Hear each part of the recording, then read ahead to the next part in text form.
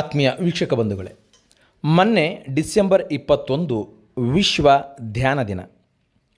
ಪ್ರತಿಯೊಬ್ಬರು ಕೂಡ ವಿಶ್ವದಾದ್ಯಂತ ಪ್ರತಿಯೊಂದು ರಾಷ್ಟ್ರದಲ್ಲಿ ಕೂಡ ಇರತಕ್ಕಂಥ ಜನಸಾಮಾನ್ಯರಿಗೆ ಇಂದಿನ ಸ್ಪರ್ಧಾತ್ಮಕ ಜಂಜಾಟದ ಜೀವನದ ಜಗತ್ತಿನಲ್ಲಿ ಮನುಷ್ಯ ಮೌನವಾಗಿ ದಿನನಿತ್ಯ ಒಂದು 15ರಿಂದ 20 ನಿಮಿಷಗಳ ಕಾಲ ಧ್ಯಾನವನ್ನು ಮಾಡುವುದರಿಂದ ಮನಃಶಾಂತಿಯನ್ನು ಪಡೆದುಕೊಳ್ಳಲಿಕ್ಕೆ ಸಾಧ್ಯತೆ ಇದೆ. ಈ ಧ್ಯಾನದ ಅಭ್ಯಾಸ ನಮ್ಮ ಜೀವನದ ಭಾಗವಾಗಬೇಕು. ನಿತ್ಯವೂ ಕೂಡ ಧ್ಯಾನವನ್ನು ಮಾಡುವುದರ ಮೂಲಕ ಮಾನಸಿಕ ಶಕ್ತಿಯನ್ನು ಪಡೆದುಕೊಳ್ಳಬೇಕು ಎಂದು ಬೆಂಗಳೂರು ವಿಶ್ವವಿದ್ಯಾಲಯದ ವಾಸ್ತುಶಿಲ್ಪ ವಿಭಾಗದ ಬಿ ಮೌನೇಶ್ ಆಚಾರ್ ರವರು ಉಪನ್ಯಾಸವನ್ನು ನೀಡುವುದರ ಮೂಲಕ ಧ್ಯಾನದ ಮಹತ್ವವನ್ನು ಕುರಿತು ವಿವರಣೆಯನ್ನು ನೀಡಿದರು. ಇದೇ ಸಂದರ್ಭದಲ್ಲಿ ಕಾರ್ಯನಿರತ ಪತ್ರಕರ್ತರ ಸಂಘದ ಅಧ್ಯಕ್ಷರಾದಂಥ MPM ಶಿವಪ್ರಕಾಶ್ ರವರು ಮಾತನಾಡಿ, ಮಾನವೀಯ ಮೌಲ್ಯಗಳು ಇಂದಿನ ದಿನಮಾನಗಳಲ್ಲಿ ಅಳಿದು ಹೋಗುವ ಅಂಚಿನಲ್ಲಿ ಮಾನವನ ಜೀವನ ತಲುಪುತ್ತಿದೆ. ಇಂತಹ ಸಂದರ್ಭದಲ್ಲಿ ಅನಿವಾರ್ಯವಾಗಿ ಯೋಗ ಧ್ಯಾನವನ್ನು ಅಭ್ಯಾಸ ಮಾಡುವುದರ ಮೂಲಕ ಮಾನವ ಆರೋಗ್ಯವನ್ನು ಪಡೆದುಕೊಳ್ಳಲಿಕ್ಕೆ ಸಾಧ್ಯ ಎಂದು ಹೇಳಿದರು. ಹಾಗೆಯೇ ನಾವೆಷ್ಟೇ ವೈಜ್ಞಾನಿಕವಾಗಿ ಅಭಿವೃದ್ಧಿಗೊಂಡದ್ದಾಗಿಯೂ ಕೂಡ ಮನುಷ್ಯ ಪ್ರಾಚೀನ ಕಾಲದ ಪದ್ಧತಿಗಳನ್ನು ಮತ್ತೆ ಮರಳಿ ಪಡೆಯುವುದರ ಮೂಲಕ ಆರೋಗ್ಯವನ್ನು ಹೊಂದಲಿಕ್ಕೆ ಹರಸಾಹಸ ಮಾಡಬೇಕಾಗಿದೆ. ಇವತ್ತಿನ ಯುವಕರಲ್ಲಿ, ಯುವ ಪೀಳಿಗೆಯಲ್ಲಿ ಅನೇಕ ರೀತಿಯಾದಂಥ ಮಾನಸಿಕ ಚಂಚಲತೆಯನ್ನು ಹೊಂದಿ ಸಣ್ಣ ವಯಸ್ಸಿನಲ್ಲಿಯೇ ದುಶ್ಚಟಕ್ಕೆ ಬಲಿಯಾಗಿ ತಮ್ಮ ಜೀವನವನ್ನು ಹಾಳು ಮಾಡಿಕೊಳ್ಳುತ್ತಿದ್ದಾರೆ. ಇಂಥ ಸಂದರ್ಭದಲ್ಲಿ ಹರಿದಾಡುವಂಥ ಮನಸ್ಸನ್ನು ಒಂದು ಕಡೆಗೆ ಕೇಂದ್ರೀಕರಿಸಲು ಧ್ಯಾನದ ಅವಶ್ಯಕತೆ ಇದೆ ಎಂದು ಹೇಳಿದರು.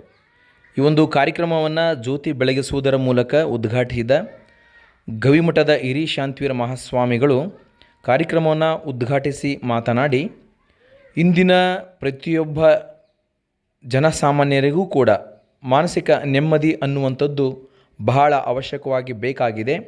ಇಂತಹ ಮಾನಸಿಕ ಆರೋಗ್ಯವನ್ನು, ಚೈತನ್ಯಶೀಲತೆಯನ್ನು, ಆಧ್ಯಾತ್ಮದ ಗುಣಗಳನ್ನು ಸರ್ವವನ್ನು ಪಡೆಯಲಿಕ್ಕೆ ಅದು ಅಭೇದವಾಗಿರಬಹುದು, ಆದರೆ ಆತ್ಮ ಅದಕ್ಕಿಂತ ಬಲಯುತವಾಗಿ ನಮಗೆ ಲಭಿಸುತ್ತದೆ ಅಂತ ಹೇಳಿ ಇವತ್ತು ಆತ್ಮಶಕ್ತಿಯನ್ನ ಬಲಗೊಳಿಸಲಿಕ್ಕೆ ಈ ಒಂದು ಧ್ಯಾನ ದಿನ, ವಿಶ್ವ ಧ್ಯಾನ ದಿನ ಬಹಳ ಮುಖ್ಯವಾಗಿ ಬೇಕಾಗಿರುವಂಥದ್ದು. ನಮ್ಮ ಮಲ್ಲಿಗೆ ನಾಡಿನ ಪಿರಮಿಡ್ ಧ್ಯಾನ ಟ್ರಸ್ಟ್ ಪ್ರತಿನಿತ್ಯ ಬೆಳಗಿನ ಜಾವ 5 ಗಂಟೆಗೆ ಎಲ್ಲರನ್ನೂ ಕೂಡ ಎಬ್ಬಿಸಿ ಧ್ಯಾನವನ್ನು ಮಾಡಿಕೊಡುವುದರ ಮೂಲಕ ಅವರ ಮನಸ್ಸನ್ನ ಒಂದು ಕಡೆಗೆ ಕೇಂದ್ರೀಕರಣ ಮಾಡ್ತಾ ಇದೆ. ಆ ಮನಸ್ಥಿತಿಯನ್ನ ಗಟ್ಟಿಗೊಳಿಸಿಕೊಳ್ಳಿಕ್ಕೆ ಇವತ್ತಿನ ದಿನಮಾನದಲ್ಲಿ ನಾವು ಪ್ರತಿಯೊಂದು ಕ್ಷೇತ್ರದಲ್ಲಿ ಕೂಡ ಚಂಚಲಯುತವಾಗಿ ಕೆಲಸದ ಕಾರ್ಯಕ್ಕೆ ನಾವು ಹೋಗ್ತಾ ಇದ್ದೇವೆ. 1 ಗಂಟೆಗಳ ಕಾಲ ನಮ್ಮ ಆರೋಗ್ಯಕ್ಕಾಗಿ ಧ್ಯಾನವನ್ನು ಅಭ್ಯಾಸ ಮಾಡಿದ್ರೆ ನಮ್ಮ ಮನಸ್ಥಿತಿ ಅನ್ನುವಂಥದ್ದು ಒಂದು ಕಡೆ ಕೇಂದ್ರೀಕರಣ ಆಗುತ್ತೆ. ಆ ಮೂಲಕ ಅನೇಕ ಮನಸ್ಸಿಗೆ ಸಂಬಂಧಪಟ್ಟಂತ ರೋಗ ಅದು ದೂರ ಆಗುತ್ತೆ. ಅಂದ್ರೆ ಮಾನಸಿಕವಾಗಿ ನಾವು ಸದೃಢರಾಗ್ತೀವಿ. ಅನೇಕ ರೀತಿಯಾದಂತಹ ಒಂದು ಕಾಯಿಲೆಗಳು ಹುಟ್ಟುವುದೇ ಮೆಂಟಲ್ ಪ್ರೆಷರ್ ಇಂದ. ಆ ಮೆಂಟಲ್ ಪ್ರೆಷರ್ ನ ದೂರ ಮಾಡ್ಕೊಳ್ಳಿಕ್ಕೆ ಮುಖ್ಯವಾಗಿ ಬೇಕಾಗಿರುವಂಥದ್ದು ಈ ಒಂದು ಧ್ಯಾನದ ಒಂದು ದಾರಿ. ಹಾಗಾಗಿ ಇವತ್ತು ಧ್ಯಾನ ಅನ್ನುವಂಥದ್ದನ್ನ ಕಲಿಸಿಕೊಡ್ಲಿಕ್ಕೆ ನಮ್ಮ ಪಿರಮಿಡ್ ಧ್ಯಾನ ಟ್ರಸ್ಟ್ ಹಡಗಲಿನಲ್ಲಿ ಅದರ ಅಧ್ಯಕ್ಷರಾದಂತಹ ಪರಮೇಶ್ವರ್ ಅವರು ಇತರ ಎಲ್ಲ ಸದಸ್ಯರು ಕೂಡ ಉತ್ತಮ ರೀತಿಯ ಮನಸ್ಸಿನ ಸರ್ವ ರೋಗಗಳ ನಿವಾರಣೆಗೆ ಧ್ಯಾನ ಅವಶ್ಯಕವಾಗಿ ಪ್ರತಿಯೊಬ್ಬರಿಗೂ ಕೂಡ ಬೇಕು. ಆ ಮೂಲಕ ಆರೋಗ್ಯ ಚೈತನ್ಯತೆಯನ್ನು ಹೊಂದಲು ಇಂದಿನ ಸರ್ವರಾಗಿ ಕೂಡ ಯೋಗ ಮತ್ತು ಧ್ಯಾನದ ಪ್ರಾಣಾಯಾಮಗಳ ಅವಶ್ಯಕತೆ ಇದೆ ಎಂದು ಆಶೀರ್ವಚನ ನೀಡಿದರು. ಈ ಒಂದು ಸಂದರ್ಭದಲ್ಲಿ ಈ ಒಂದು ಕಾರ್ಯಕ್ರಮವನ್ನು ಆಯೋಜಿಸಿದ ಮಲ್ಲಿಗೆ ನಾಡಿನ ಪಿರಮಿಡ್ ಧ್ಯಾನ ಟ್ರಸ್ಟಿನ ಪರಮೇಶ್ವರಪ್ಪರವರು ಒಳ್ಳೆಯ ಸಾರ್ಥಕ ಕಾರ್ಯಕ್ರಮಗಳನ್ನು ಮಾಡೋದ್ರ ಮೂಲಕ ಪ್ರತಿ ತಿಂಗಳು ಶ್ರೀಮಠದಲ್ಲಿ ನಡೆಯುವ ಮಾಸಿಕ ಶಿವಾನುಭವ ಕಾರ್ಯಕ್ರಮದಲ್ಲಿ ಧ್ಯಾನವನ್ನು ಹೇಳಿಕೊಡುವುದರ ಮೂಲಕ ಒಳ್ಳೆಯ ಸಾರ್ಥಕ ಸೇವೆಯನ್ನು ಮಾಡುತ್ತಿದ್ದಾರೆ ಎಂದು ಶ್ಲಾಘಿಸಿದರು. ಇದೇ ಸಂದರ್ಭದಲ್ಲಿ ಮಲ್ಲಿಗೆ ಯೋಗ ಚಾರಿಟಬಲ್ ಟ್ರಸ್ಟಿನ ಪದಾಧಿಕಾರಿಗಳು, ಪತಂಜಲಿ ಯೋಗ ಟ್ರಸ್ಟಿನ ಪದಾಧಿಕಾರಿಗಳು, ಹಾಗೆಯೇ ಎಲ್ಲ ಯೋಗ ಬಂಧುಗಳು, ಮಲ್ಲಿಗೆ ನಾಡಿನ ಪಿರಮಿಡ್ ಧ್ಯಾನ ಟ್ರಸ್ಟಿನ ಎಲ್ಲ ಸದಸ್ಯರು ಕಾರ್ಯಕ್ರಮದಲ್ಲಿ ಉಪಸ್ಥಿತರಿದ್ದು ಈ ಒಂದು ಕಾರ್ಯಕ್ರಮವನ್ನು ಅತ್ಯಂತ ಯಶಸ್ವಿಯಾಗಿ ನೆರವೇರಿಸಿಕೊಟ್ಟರು. ನಂತರದಲ್ಲಿ ಭಾಗವಹಿಸಿದಂತಹ ಎಲ್ಲ ಯೋಗ ಬಂಧುಗಳಿಗೆ ಮಹಾಪ್ರಸಾದದ ವ್ಯವಸ್ಥೆಯನ್ನು ಏರ್ಪಡಿಸಲಾಗಿತ್ತು. ಹಾಗಾಗಿ ಈ ಮನಸ್ಸನ್ನ ಮಹಾತ್ಮರು ಎದಕ್ಕೆ ಹೋಲಿಸಿದ್ರು ಅಂತಂದ್ರೆ ಗಟ್ಟಿಗೊಳಿಸಬೇಕು ಅನ್ನುವಂಥದ್ದು ದೃಷ್ಟಿಯಿಂದ ಇದನ್ನ ಚಂಚಲತೆಗೆ ಹೋಲಿಸ್ತಾರೆ. ಹಾಗಾಗಿ ಆ ಚಂಚಲತೆಯ ಸ್ವಭಾವ ಅನ್ನುವಂಥದ್ದು ಹೋಗ್ಬೇಕು ಅಂತಂದ್ರೆ ನಮ್ಮಲ್ಲಿ ಈ ತರದ ಶಿವಭಾವ ಅನ್ನುವಂಥ ಜ್ಞಾನದ ಕಿರಣಗಳು ಅಳವಡಿಸಿಕೊಳ್ಬೇಕು ಅನ್ನುವಂಥ ಉದ್ದೇಶದಿಂದ ಇವತ್ತು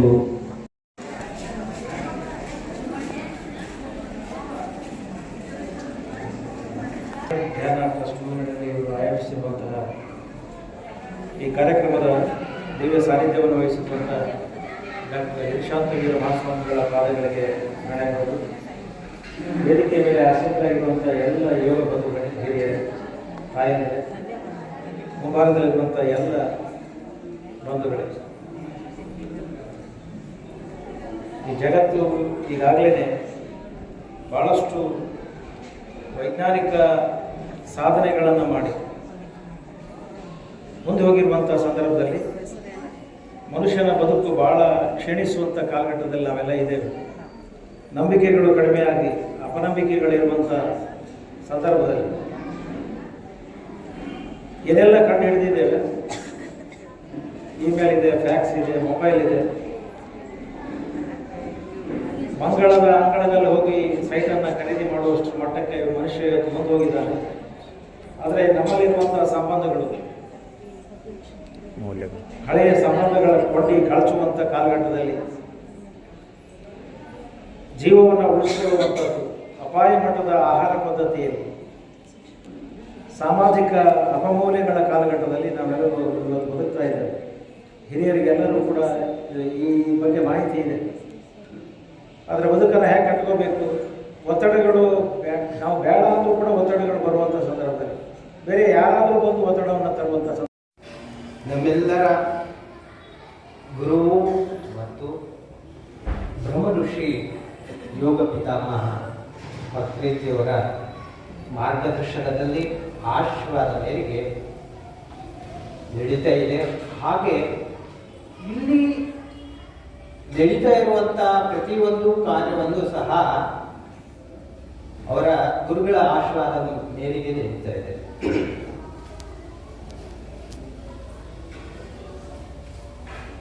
ಅವರು ಕೊಟ್ಟಂತ ಕೆಲವು ಸೂತ್ರಗಳನ್ನ ಎಷ್ಟು ಸರಳವಾಗಿ ಕೊಟ್ಟಿದ್ದಾರೆ ಅಂದ್ರೆ ಬಹಳ ಸರಳವಾಗಿ ಮನುಷ್ಯ ಯಾವುದನ್ನು ಬಿಡದೆ, ಅಂದ್ರೆ ಸಾಂಸಾರಿಕವಾಗಿ ಜೀವನದಲ್ಲಿ ಯಾವುದನ್ನು ಬಿಡದೆ ಎಲ್ಲವನ್ನು ನಡೆಸುತ್ತಾ ಧ್ಯಾನದ ಮಾರ್ಗವನ್ನ, ಹಾಗೆ ಧ್ಯಾನದಿಂದ ಮುಕ್ತಿಯ ಮಾರ್ಗವನ್ನ ಹೇಗೆ ಪಡಿಬೇಕು, ಮೋಕ್ಷದ ಮಾರ್ಗವನ್ನ ಹೇಗೆ ಪಡಿಬೇಕು ಅಂತ ಹೇಳಿ ಬಹಳ ಸರಳವಾಗಿ ಕೊಟ್ಟಿದ್ದಾರೆ.